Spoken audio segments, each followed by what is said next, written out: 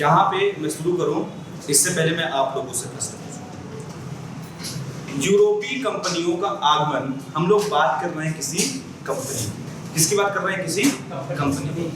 अब एक चीज ये बताओ, क्या इससे पहले यूरोपीय अपने भारत में नहीं आए? आए हैं कि नहीं आए? आए हैं ना। कुछ याद है कब आए? डेट मत बताओ, कुछ नाम ही बता दो। नाम ही ना बता पाओ तो कुछ राज्यों का नाम बता दो कि ऐसा था। कुछ है पता? यू तो यूरोपीय कंपनियों में पोर्तुगीज आते हैं ना, देख रहे हो। पिछले की बात नहीं हो रही, और पिछली बात। क्यों हम बोलते हैं कि भारत की खोज इसने की, है ना? क्यों ऐसा बोलते हैं भाई कि भारत की खोज इसने की? एक चीज याद रखना हमेशा दिमाग, यूरोपीय कंपनियों को आगमन में ऐसा नहीं है कि यूरोपीय कंपनियां हमारे यहाँ पहली बार आ रही हैं। हमारा यूरोप से व्यापार पहले भी होता था, सारी चीजें हमारी पहले भी मेंटेन थी। प्राचीन इतिहास से ही, प्राचीन भारत से ही आप अगर उठा के देखोगे तो सिकंदर के टाइम से ही या उससे पहले ही हकामा साम्राज्य के टाइम से ही, समझ रहे हो ना, साइरस द्वितीय वगैरह हमारे यहाँ फिलाडेल्फिया वगैरह, फिलाडेल्फस वगैरह कभी आ गए थे। सिकंदर हमारे यहाँ आता है ना, आता है ना। यूनानी था, यूनानी ही यूरोपीय धीरे धीरे हो गया, समझ रहे हो ना, था ना। यही सारी क्षेत्र पहले भी वो थे, लेकिन पहले एक व्यापार नॉर्मल एक राजा और किसके बीच होता था? राजा के मध्य में ऐसा व्यापार होता था। लोग भी अपना व्यापार करते थे नॉर्मल, लेकिन कोई दिक्कत नहीं थी। अब उनसे हमारा व्यापार बहुत पहले से था। आपको जब मैं प्राचीन इतिहास पढ़ाऊंगा तो वहां पे मैं पढ़ाऊंगा सिंधु घाटी की सभ्यता, और सिंधु घाटी की सभ्यता जो इंडस वैली सिविलाइजेशन है, वहां पे एक चीज नोटिस करिएगा आप कि वहां पे सबसे ज्यादा रहने वाले जो लोग थे वो पता है कौन से थे? मेडिटेरियन सी के भूमध्य सागरीय लोग। कौन से थे? भूमध्य सागरीय लोग। भूमध्य सागर आपको याद है, मेडिटेरियन सी याद है। मैप में आप देखोगे तो जब आप ऐसे मैप बनाते हो, जब ऐसे मैप बनाते हो, ये वाला पोर्शन जो होता है, ये क्या है? ये भूमध्य सागर है। ये यूरोप से लगा हुआ है कि नहीं बताओ? लगा हुआ है ना। तो कह तो सकते हैं ना कि तब भी थे लोग, तब भी हमारा उनसे कनेक्टिविटी थी, सारी चीजें थी। लेकिन हम आखिर यहां पे इतना फोकस क्यों करते हैं? आधुनिक भारत में ही क्यों हम बोलते हैं कि यूरोपीय कंपनियों का आगमन, और यहीं पे क्यों बोलते हैं कि भारत की खोज हुई 1498 में, वास्को डी गामा ने किया, है ना? तो यहाँ पे क्या क्या पॉइंट्स थे, क्या क्या पॉइंट्स नहीं है, इनके बारे में हम लोग डिस्कशन शुरू करेंगे। क्यों हमारे लिए इंपॉर्टेंट है यूरोपीय कंपनियों का आगमन, समझ रहे हो ना? क्योंकि हम आधुनिक भारत में पढ़ने जा रहे हैं, और आधुनिक भारत में हमारे साथ क्या कंडीशन घटी। एक चीज जान लो, सबसे पहले हमारा यूरोप से पहले भी व्यापार होता था। एक सिल्क रूट था ऊपर, उस सिल्क रूट के माध्यम से हमारा व्यापार पहले भी होता था। लेकिन कुछ कंडीशंस आई, जिसके बाद हुआ क्या कि ये व्यापार बंद हो गया, रूट बंद हो गया, और जिसके कारण यूरोप वासियों में बहुत सी कंडीशन उत्पन्न हो गई। उस कंडीशन के बारे में हम लोग डिस्कशन यहाँ पे करेंगे, ठीक है? तो क्या करते हैं, सबसे पहले यूरोपीय कंपनियों में क्या कारण था, यहाँ पे मैं लिखता हूं क्या कारण था। What was the reason behind the arrivals of European companies. तो इसके बारे में हम लोग सबसे पहले जानते हैं क्या कारण था भाई, जो कंपनियां हमारे यहाँ आई, यूरोपीय कंपनियां हमारे यहाँ आई, क्या कारण था आने का, ठीक है ना? किसका? आने का। तो ये चीज हम करें तो इसके लिए हमको सबसे पहले क्या करना पड़ेगा, आप बताओ? मैप बनाना पड़ेगा। मैप की जरूरत पड़ेगी, इससे पहले भी हम लोग देखें, लेकिन इसको आप लोग ध्यान से फिर से देखो। किसके बारे में? मैप के बारे में।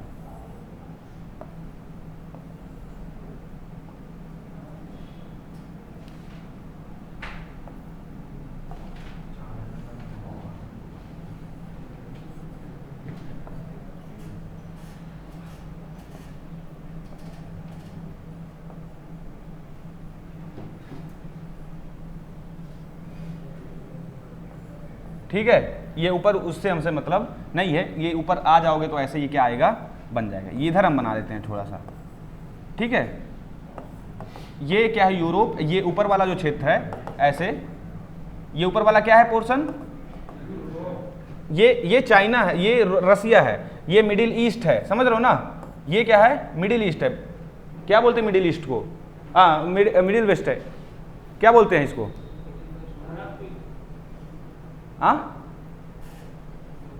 मध्य एशिया भाई, middle Asia, sorry middle Asia, क्या बोलते हैं? मिडिल ईस्ट निकल रहा है, मिडिल एशिया, मध्य एशिया है ये। मध्य एशिया मतलब बीच वाला एशिया का जो क्षेत्र है वो है। ये कौन सा महाद्वीप है? एशिया महाद्वीप। ये यूरोप महाद्वीप, ये अफ्रीका महाद्वीप है, लिख लो सब में, ये यूरोपियन महाद्वीप है, ठीक है, यूरोप। ये क्या है? एशिया ना, और एशिया यहां से, ठीक है, ऐसे एक तरह से ये पूरा एशिया ही, यहां से एक पोर्शन देखोगे तुम, ये ऐसे यहां से अलग होता है एशिया। वो सारी चीज ज्योग्राफी में आपको मैं बताऊंगा, यहां पे अभी आप जानो। और यहां पे एक छोटा सा द्वीप बना लो, द्वीपी देश। ये क्या है? ब्रिटेन। ब्रिटेन क्या है ना, ब्रिटेन अलग है। ब्रिटेन किससे अलग है? ब्रिटेन यूरोप से अलग है यूरोप का पार्ट ही, लेकिन यहां पे पूरा क्या है? जल भरा हुआ है। ये पूरा क्या है? जल भरा हुआ। इसको, इस पूरे क्षेत्र क्या बोलते हैं? अटलांटिक। क्या बोलते हैं पूरे क्षेत्र को? अटलांटिक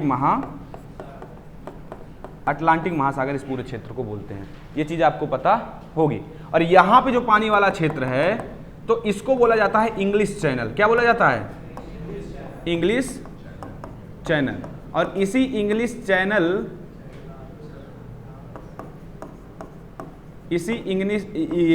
चैनल से क्या होता है? ब्रिटेन अलग होता है किससे?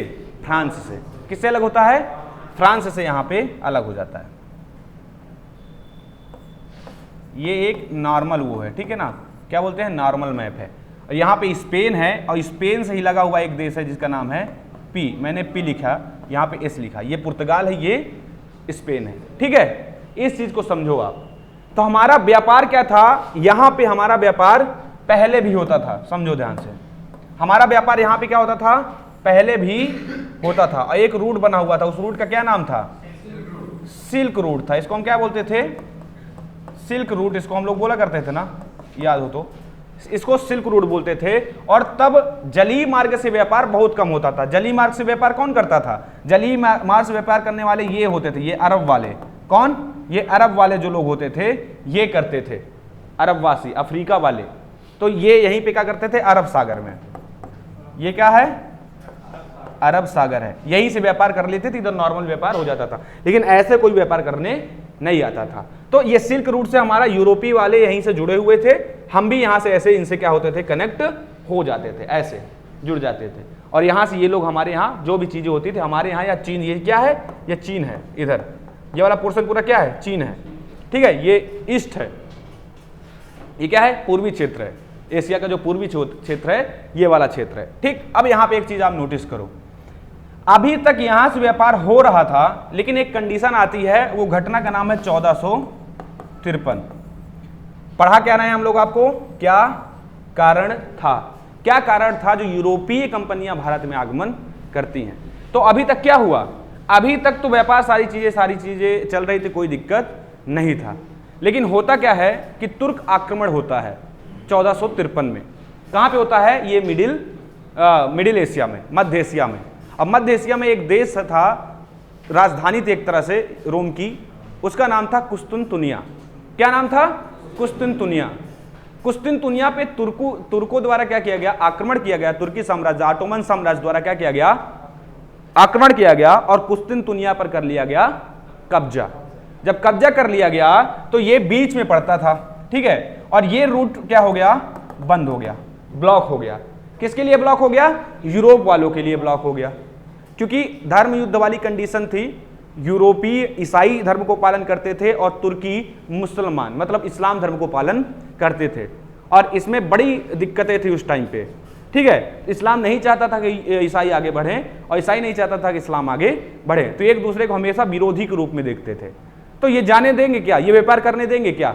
इस्लाम वाले व्यापार करने देंगे? इनको नहीं करने देंगे। इन्होंने रास्ते क्या कर दिया? ब्लॉक कर दिया। और जब ब्लॉक कर दिया तो अभी तक यूरोप क्या है? डिपेंड था हमारे ऊपर, हमारे मतलब ईस्ट के ऊपर, पूर्व के क्षेत्र की तरफ। भारत, चीन और जो भी इधर वाले क्षेत्र, इंडोनेशिया वगैरह, इनसे क्या था? इनसे क्या था? कनेक्ट था। उसको सारी चीजें पूरी हो रही थी।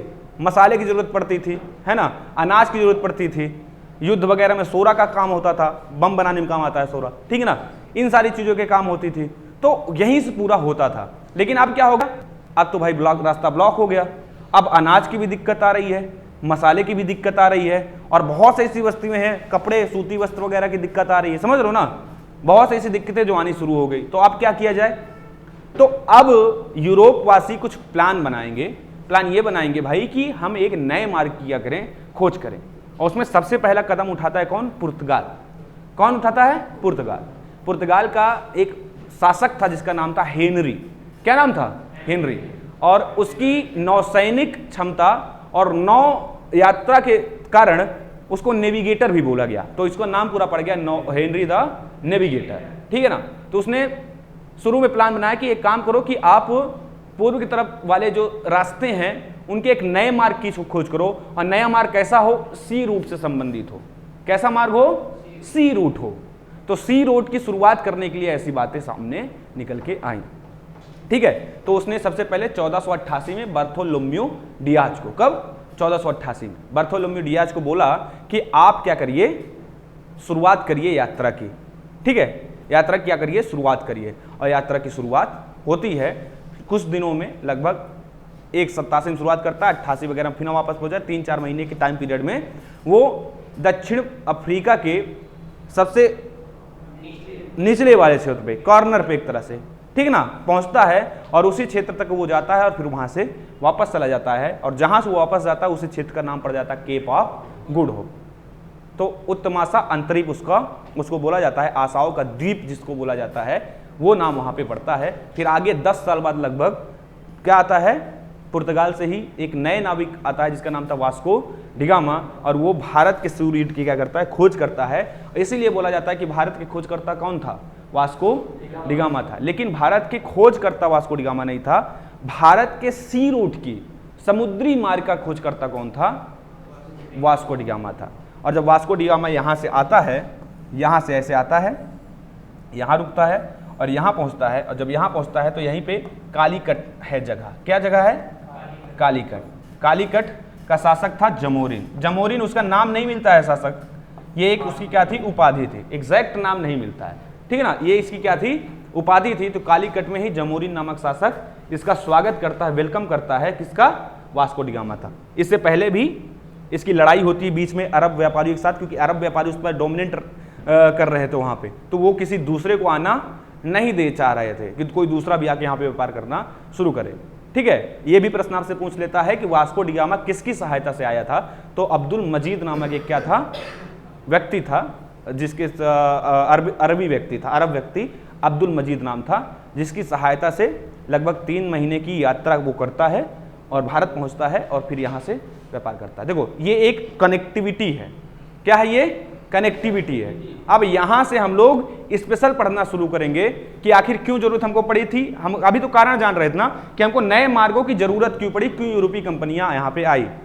अभी हम किसी यूरोपीय कंपनियों के बारे में बात नहीं कर रहे हैं। तो कनेक्टिविटी कैसे बनेगी, क्यों जरूरत पड़ी, क्या कारण है, तो कारण यही है कि भाई 1453 में ऑटोमन साम्राज्य द्वारा क्या किया गया, कुस्तुनतुनिया पर अधिकार कर लिया गया और सिल्क रूट जो था उसको ब्लॉक कर दिया गया। और जब ब्लॉक कर दिया गया तो जो स्थल रूट से, जो स्थल मार्ग था उससे व्यापार हो नहीं पाया, ठीक है। तो अब इनको नए नए जगहों की जरूरत पड़ी और उन नए जगहों की जरूरत के चक्कर में इन्होंने क्या किया, नए सी रूट की खोज कर दी। अब यहां से हम जो कंपनियां भारत में आई, कब आई, कैसे आई, स्पेशल जानेंगे। और वास्को डिगामा के बारे में या पुर्तगाल ने कौन कौन से अभियान भेजे उसके बारे में हम लोग कल फिर चर्चा करेंगे। जो 1488 वाली घटना है यहां से हम लोग कल से फिर शुरुआत करेंगे। अब स्पेशल लिख के पुर्तगाली कंपनियों का आगमन, क्या लिखेंगे, पुर्तगाली कंपनी का, पहले लिखेंगे यूरोपीय कंपनियों के आगमन और सारी कंपनियों का डिटेल बाई नाम लिख लेंगे, कौन कंपनी कब आई कब नहीं आई, फिर स्पेशल उठाएंगे पुर्तगाली कंपनियों का